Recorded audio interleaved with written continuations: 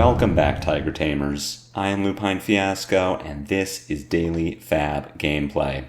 For anyone who's new to the channel, welcome to a state of zen. What we do here is review replays of games that I have played on the Talishar client days or weeks ago after enough time has passed that I lose my bias and can more objectively judge the quality of my play. I'll talk through turn cycles and give my thoughts on the line I would take now compared to the line I took then at the time of recording. We either learn from my mistakes or reinforce good play patterns with the overall goal of tightening and optimizing our gameplay in the future to take down paper events like the upcoming ProQuest season and, most importantly, walk away with that shiny, shiny cardboard. If you would like to check out the list I'm playing here or try it for yourself on Talishar, there is a FaBery deck link in the video description below. While you're down there, if you haven't already done so, please consider a YouTube subscription. It is the best free way to support me and to make sure that you see daily FaB gameplay in your video feed 5 days a week. The best paid way to support me is through Patreon, and a Patreon link is also in the video description.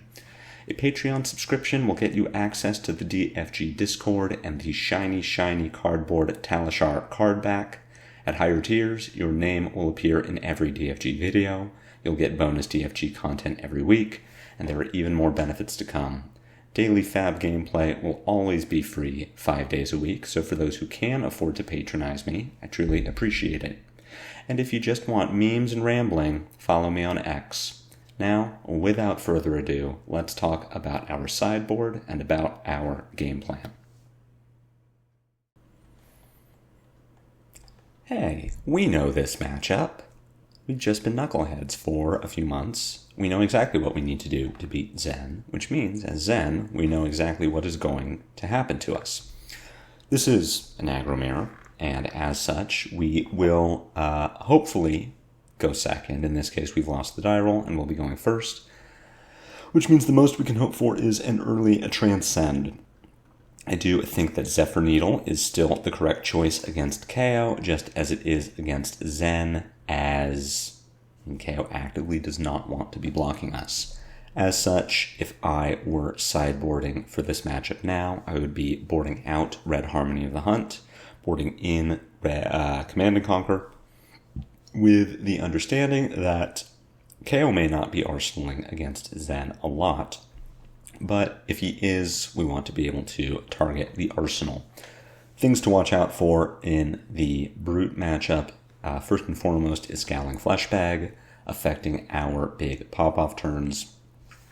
The way that I have learned we need to play around it, if we are transcending multiple times, is we want to be aware of how many resources we're generating from Kasaya, because hopefully we are able to pitch any chi in our hand to continue our turn before Kayo gets the opportunity to fleshbag it, because if Kayo does fleshbag our chi, then we may end up needing to skip our arsenal at the end of the turn because our only card might be that chi, which we would never put into our arsenal. As far as what Kayo is going to be throwing at us, we can expect Send Packing, Command & Conquer, The Weakest Link. Some Kayos are on Amnesia.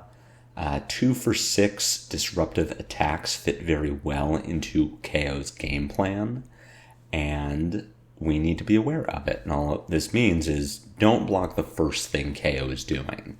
If Kayo sends a Wild Ride or a Pulping and it doesn't kill you, don't block it. Save any potential blocks for the last thing that Kayo does, which will be very obvious because it won't have Go again, or Kayo will have no cards in his hand.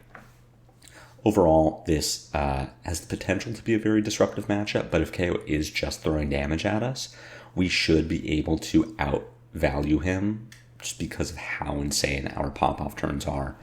But most of you already know everything that Kayo is going to do. For those of you who are new to the Kayo experience, the easiest way to show it to you is just to jump into the game, and that is what we will do.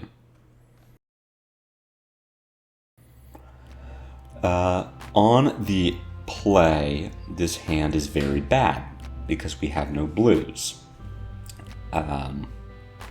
We do kind of want to filter, so I guess what I want to do with this we can see also how useless Harmony of the Hunt is in our opening hand. At the same time, if it was Command and Conquer, I wouldn't feel that much better about it. But what I would like to do with this hand is attack with 100 Winds and Tiger Swipe. As much as Harmony is not fantastic, it can work well with Art of War. If we pitch a blue to play it, we make a tiger, we then play Art of War with our floating resources, banishing our tiger. And if we attack with 100 Winds and Tiger Swipe, we give our opponent the opportunity to filter, but we are also putting good combo cards into our graveyard for bonds. So we aren't expecting to deal any damage here because Kayo has cards in his hand, but we are at minimum expecting to filter and set this Harmony of the Hunt in Arsenal. I don't want to put my Art of War at risk of Command and Conquer or Send Packing. Now the downside of this being that our hand currently is very bad at blocking, but we don't really want to be doing that anyway. So here we're looking at a Broken Sash, opening with Pulping. Wild Ride here coming in means that we still are worried about potential Command and Conquer or Weakest Link, but if this is just damage, then that's fine. So it is. A 14 damage, 4-card Sash churn is pretty low for the highest highs of Sash, but that's fine. So what do we want to do here? We will not be able to transcend on our turn because, well, we could. So we would need to pitch our Aspect of Tiger to attack with our Harmony of the Hunt. We can then double transcend with Passover and Grain, make 2 resources, make 2 chi. We can pitch one of those chi into Zen in order to tutor a card, but also put a blue into our pitch so that Harmony of the Hunt will make us a tiger. Now what we might want to do instead is take 3 damage from Mandible Claw. At the end of the chain link, before resolution has ended, we pass over Grains. We double transcend, we lose the 2 resources from our Kasaya, but now we have 2 chi. We can pitch one of them to attack with Harmony of the Hunt, and we can pitch the second one into Zen. We will have 2 floating resources from pitching the first chi to Harmony, and we also now no longer have chi in our hand, and that gets us out of Fleshbag. So I really do like double transcending at the end of this claw attack, rather than needing to pitch our red to play Harmony of the Hunt. Or at the bare minimum, let's block with Stride here so that we can make a tiger, and then we can Grains pass over the tiger. I think that not blocking with Stride here is a mistake, only if we are not going to double transcend, and because we aren't, now we have a very weird hand where we have to pitch a red to play a red, and we're holding on to 2 chi that can potentially get Fleshbagged away from us. But because we are generating these chi on our turn, and Fleshbag is an option, what is most important is we do not want to gain resources from Kasaya. That is the important part here, because if we gain resources from Kasaya, yeah, in theory, cool, we can tutor out Chase the Tail. At this point we have a tiger in our hand. Harmony of the Hunt is going to generate another tiger, and Chase the Tail will be active. We'll have the resources to pay for it and Art of War, but this chi is now at danger of being fleshbagged away. So I do think that we get Chase the Tail with what we have available, what we know about our hand. Though at the same time, we do want to banish one of these Crouching Tigers to our Art of War, so probably a good decision not to do it there.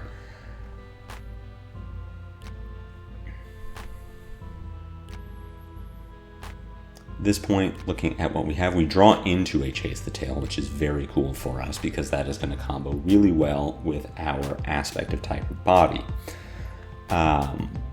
What do we want to do with this hand, considering that we cannot pitch our chi? I believe the best thing we can do here is attack with our Harmony of the Hunt.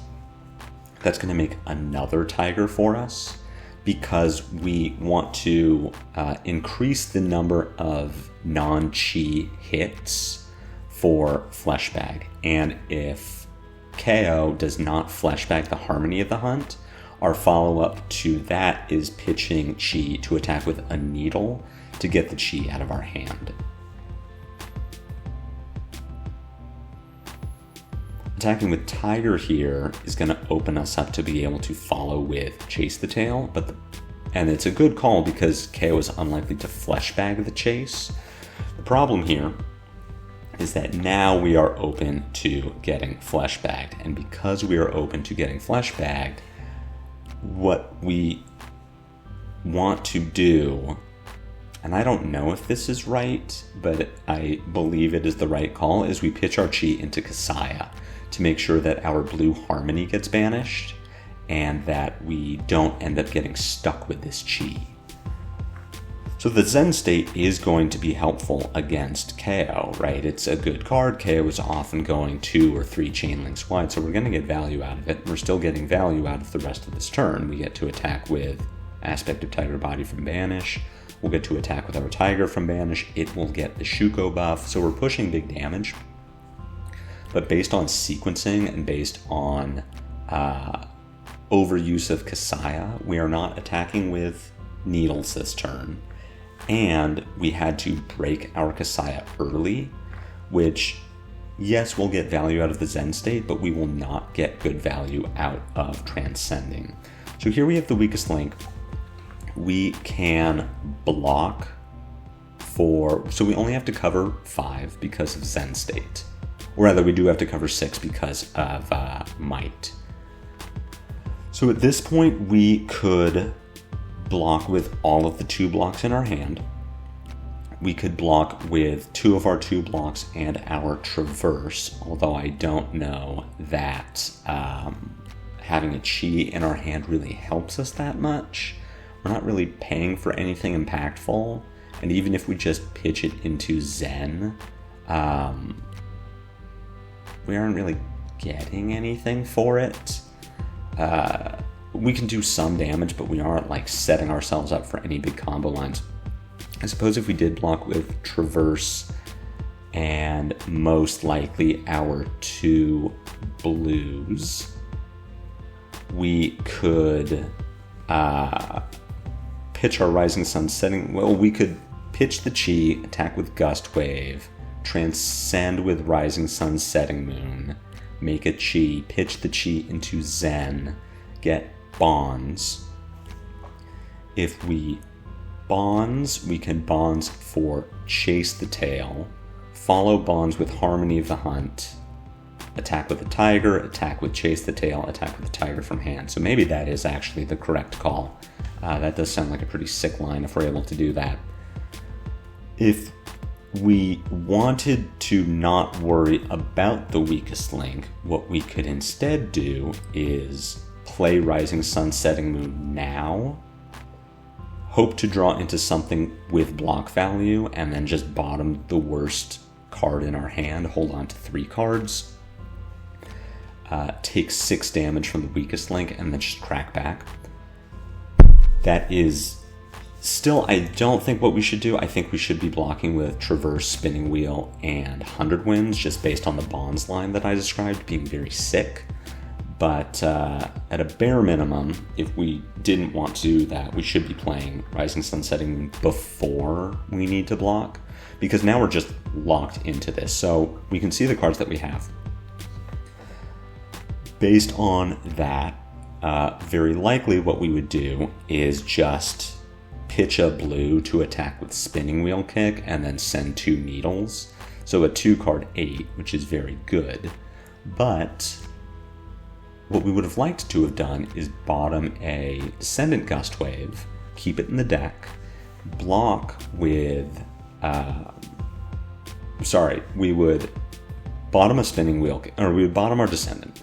We would block with Shifting Winds, and we would pitch 100 Winds to attack with a Spinning Wheel Kick.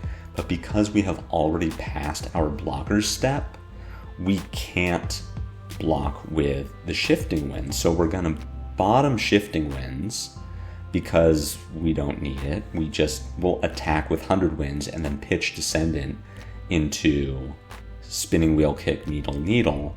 But that means that we are taking damage. We have lost 3 points of value from blocking for 3 and gained 1 point of value by attacking with 100 Winds. And I would much rather, at the end of all this, be at 23 than be at 20 if it meant that our opponent takes 1 less point of damage. Overall, that is to say, this was just a very shoddily played turn. We should have been blocking with the Shifting Winds, or we should have played the Bonds line into Chase the Tail.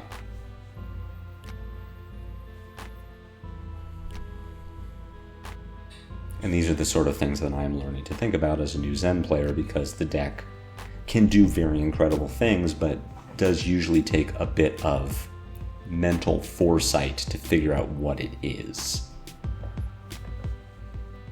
And as someone who is whose ninja experience is FaB, I don't play Bonds of Ancestry. I don't have to think about awesome Bonds lines. So at the very least, we are going to be able to send a 3-card 9 perfectly on rate. Again, could have been a 3-card 11 if we had blocked for 3 rather than attacked for 1, which would have been much better. We are going to be able to transcend on this turn at the same time. We don't have Kasaya to generate resources for us. We aren't going to block here. At a minimum, we can block the last thing that Kayo does. In this case, it will be whatever this card in Kayo's hand is. Very nice draws for our Kayo opponent so far. Being able to send the 6/3/6 is always ideal. So at this point, we have a blue Harmony of the Hunt in our arsenal. To be honest, I'm not super committed to holding on to it. We need to block 5 in order to protect it, and unfortunately, we do not have any 3 blocks in our hand. So if we did want to protect this Harmony, we'd be blocking with Traverse, Stride, and probably other Harmony, with the intention of attacking with Harmony of the Hunt from Arsenal, pitching Stir the Pot, and then playing Preserve Tradition to put something back into our deck. That something is probably Chase the Tail. We would have 2 resources left at the end of that, which lets us then follow the Harmony of the Hunt with Tiger for 1, Chase the Tail for 4, Tiger for 3, Spinning Wheel Kick for 4. And I think that is a pretty good line. I think that's the best line we are going to be able to find at this point.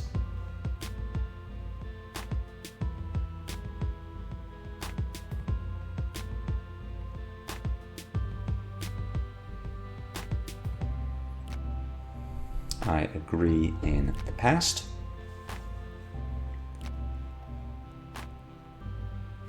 Get our Tiger, get our Chi. The nice thing at the end of this is that we will actually have an extraneous Tiger, thanks to Harmony of the Hunt and Zen's ability, both generating Tigers, so we even get to walk out of this turn with an arsenal, which is not bad.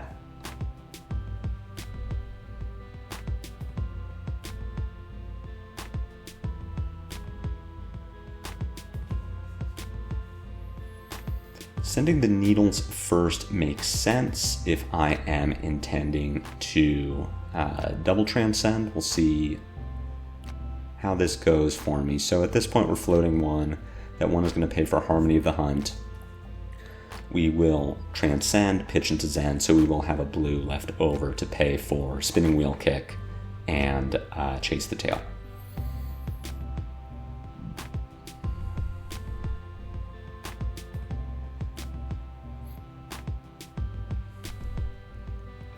Preserve puts back spinning wheel kick, we do transcend, we pitch into Zen, which did not necessarily need to happen now.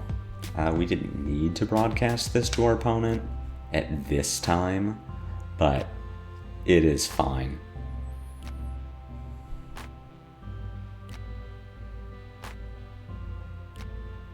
Yep, we'll attack with Crouching Tiger, we'll pitch Stir the Pot to attack with Chase the Tail, we'll play our Tiger, and then we will attack with Spinning Wheel Kick and at least try to hide some information. Overall, it isn't going to be enough to kill Kayo this turn, and we're going to have to deal with whatever 4-card nonsense Kayo is holding on to.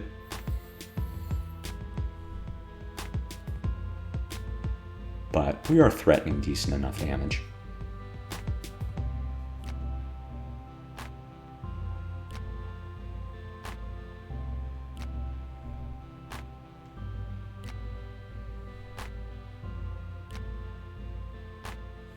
At this point, all we need to do is survive.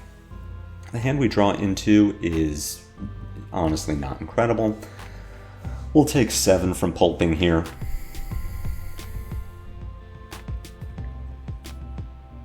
Claw with 2 resources floating is exactly what Kayo needs to be doing. Bare Fangs comes in for 8. At this point, I decide to just pack it in because a little frustrated. Kayo drew and discarded exactly as well as he needed to. As a Kayo player, I can tell you, you don't always get to keep your blues. Sometimes you do discard the blue and hold on to a red. Now, going into that Bare Fangs, we were at 3. If we were at 6, because we had blocked with that 3 block, yes, our Kayo is at 7, but if we are at 3, if we were at 6 instead of 3, we can just put a Bonds in front of the Bare Fangs, go down to 1. At that point, we still don't have a ton of options, honestly. We probably are just attacking Needle for 2, E-Strike for 7. That does threaten 11 damage to Kayo's 7, so Kayo does need to give us at least 1 card, and maybe that 1 card that Kayo has to give us is enough to break up the rest of the hand. But overall, I think the big mistake here was not seeing the line to Bonds after that weakest link, which is why I'm really glad that I'm rewatching these games, because there's just a lot of complexity to Zen in order to find that perfect line that gets you to the resources you need for the game state you're in. So this was very helpful to me. I'd been thinking about this game a lot and thinking about the Rising Sun, Setting Moon, finding the 3 block too late, but I hadn't seen the line to block 6 and still crack back with Bonds into Chase the Tail. So very cool to see that play out and think about how it could have been different. So I hope you enjoyed this video. I hope you learned something. If so, be sure to head jab that like button. My comments are always open for any questions or feedback. If you haven't already done so, please consider a YouTube subscription. It's free. It helps me out a lot. I have a Patreon. I have an X. Check those out in the video description. But no matter what you do, catch me back here next time for more daily FaB gameplay. And until then, take care.